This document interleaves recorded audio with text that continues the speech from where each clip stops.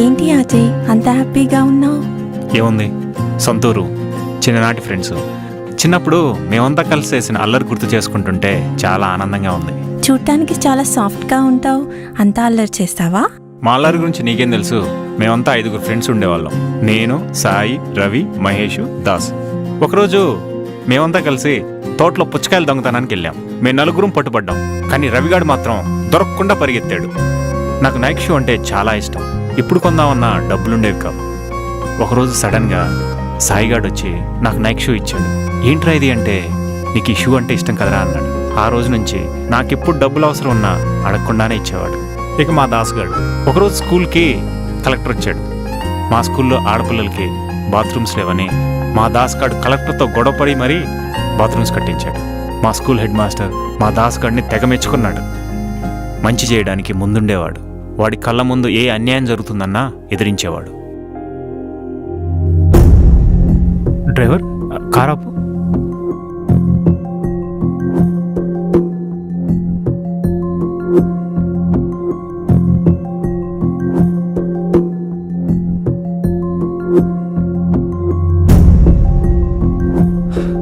అజయ్,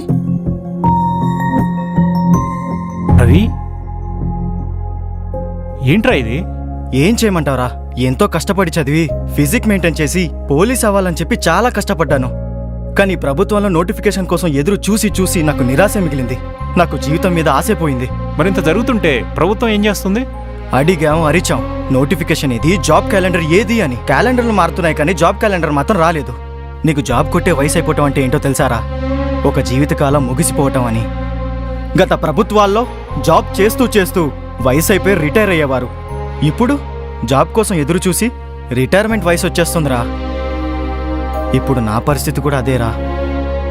ఒంటి మీద దెబ్బ కొట్టకుండా మా కలల మీద దెబ్బ కొట్టాడ్రా ఈ సీఎం.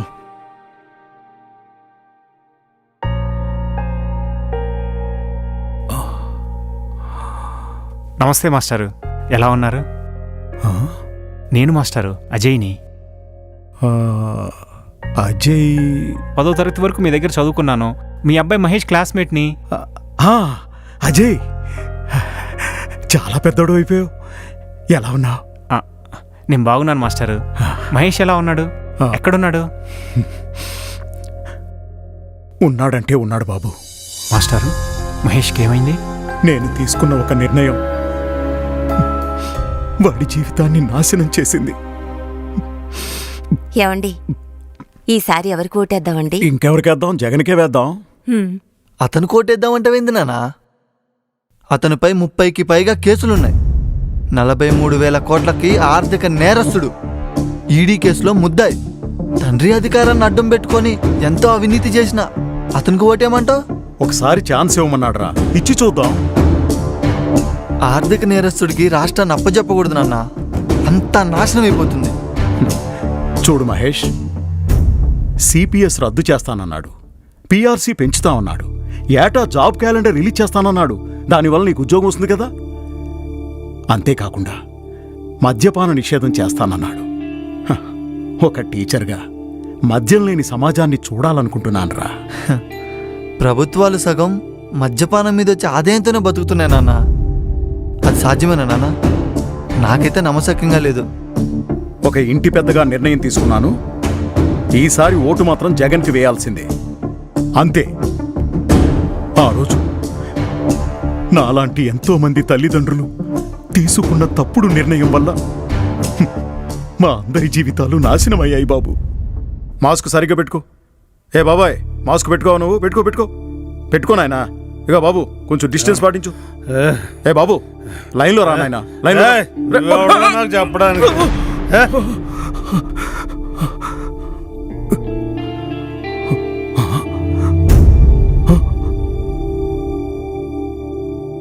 మహేష్, నువ్వేంట్రా ఇక్కడ? ఆ రోజు నువ్వు తీసుకున్న నిర్ణయానికి వద్దన్నా ఓటేపిచ్చావు. జాబ్ క్యాలెండర్ రిలీజ్ చేస్తాడు, మద్యపానాన్ని నిషేధిస్తాడు అన్నావు. ఇప్పుడు అదే మద్యం షాప్ ముందు నిన్ను నన్ను కలిపి నిలబెట్టాడు.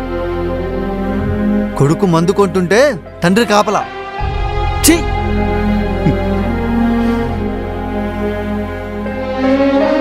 వందలాది మంది పిల్లలకు చదువు నేర్పించాను, సంస్కారం నేర్పించాను. కానీ నేనే సంస్కారం మరిచి ఒక ఆర్థిక నేరగాడికి ఓటు వేశాను. ఒక స్కూల్ టీచర్గా బ్రాందీ షాపు దగ్గర పనిచేసిన రోజే చచ్చిపోయాను బాబు, చచ్చిపోయాను.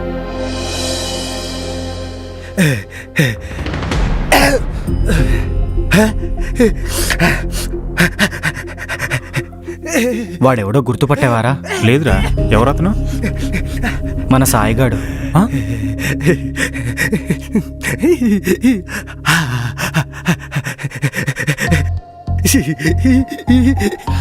డ్రగ్స్కి గంజాయికి అలవాటు పడి ఇలా అయిపోయాడ్రా. సాయి, అరే సాయి, అరే సాయి, నన్ను గుర్తుపట్టావా? నేను రా అజయ్ని. అరే, నీ చిన్ననాటి ఫ్రెండ్ అజయ్ రా. చూడు, చిన్నప్పుడు ఫ్రెండ్ అజయ్ రా. అజయ్ రా. అవునరా.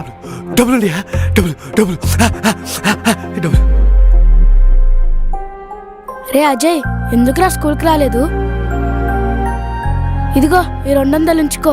వద్దులేరా, నీకు అవసరం ఉందని నాకు తెలుసు, తీసుకోరా. ఏంట్రా ఆలోచిస్తున్నావు? ఒరేయ్, వాడు చిన్నప్పుడు నేను అడక్క ముందే డబ్బులు ఇచ్చేవాడ్రా. కానీ ఇప్పుడు వాడే అడుగుతుంటే ఎంతైనా ఇవ్వాలనుందిరా. కానీ ఇస్తే నేనే చెడగొట్టిన వాడిని అవుతానేమోనని భయంగా వాడు ఉందిరా. ఆల్రెడీ చెడిపోయాడ్రా.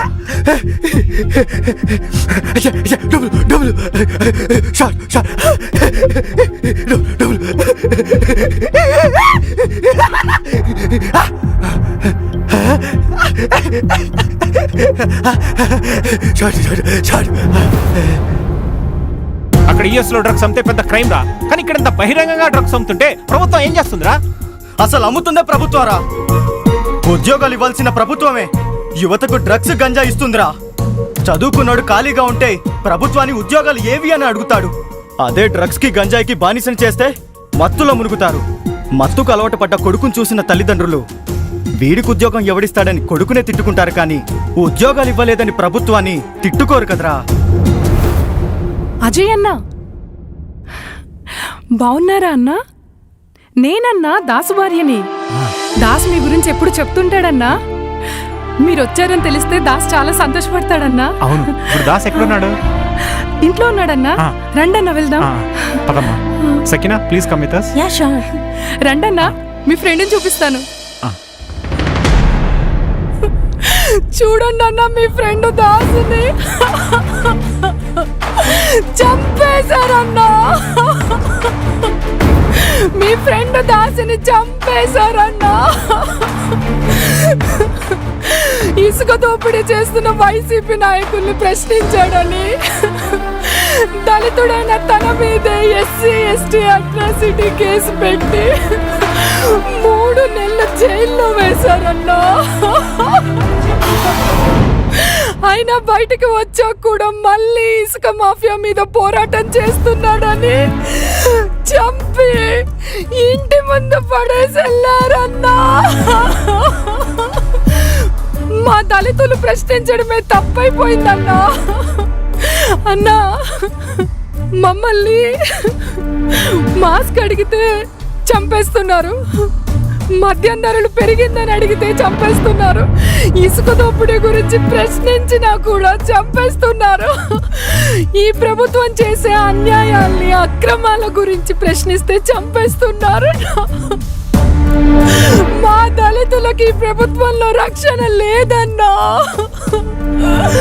చిన్ననాటి స్నేహితులతో సంతోషంగా గడుపుదామని వచ్చాను, కానీ ఎవరి జీవితాల్లో కూడా సంతోషం లేకుండా చేసింది ప్రభుత్వం. చదువుకున్న వాళ్ళ పరిస్థితి ఎలా ఉంటే ఇంకా పేద ప్రజల పరిస్థితి ఎలా ఉంటుందో ఆలోచిస్తేనే భయంకరంగా ఉంది. చెల్లెమ్మ, దాసుగాడు చనిపోయాడు, కానీ అన్యాయాన్ని ఎదిరించే వాడి పోరాటం మాత్రం చావలేదు. ఈ రోజు నుంచి వాడి పోరాటాన్ని నా భుజానికి ఎత్తుకుంటున్నాను. దళితులపై, బలహీనులపై హత్యలతో, మానభంగాలతో, మారణ కాండాలతో 5 ఏళ్లు ఒక రాక్షసుడు నరకం చూపించాడు. ఆ పాలన నుండి మన సీమాంధ్ర ప్రజల విముక్తి కొరకు నేను నిలబడతా, వాడిని పడగొడతా. ఇది చనిపోయిన నా మిత్రుడు సాక్షిగా ప్రతిజ్ఞ చేసి చెప్తున్నా.